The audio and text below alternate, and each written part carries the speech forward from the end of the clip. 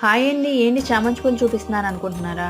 మేము నారాయణపూర్ దత్తాత్రేయుని గుడికి వెళ్ళేటప్పుడు మాకు దారిలో చామంతి పూల తోటైతే కనిపించింది. ఇంకా దత్తాత్రేయుని దర్శనం చేసుకుని అలాగే పెద్ద తిరుపతి లాగాని ఇక్కడ కూడా వెంకటేశ్వర స్వామి గుడి కట్టారు. అసలు ఆ గుడి అయితే చాలా బాగుంది. 2 చోట్ల దర్శనాలు కూడా చాలా బాగా జరిగాయి.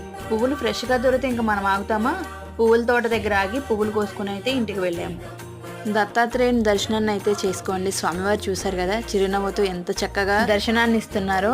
ఈ గుడిలోకి అయితే మొబైల్ ఎలో ఉంది, కానీ వెంకటేశ్వర స్వామి గుడిలోకి అయితే మొబైల్ అయితే ఎలో లేదు.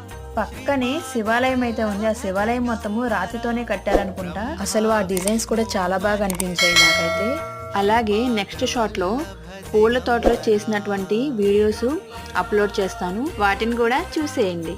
కొత్తగా మన ఛానల్ని ఎవరైతే చూస్తున్నారో ప్లీజ్ లైక్ చేసి షేర్ చేసి సబ్స్క్రైబ్ చేసుకోవడం మాత్రం మర్చిపోకండి.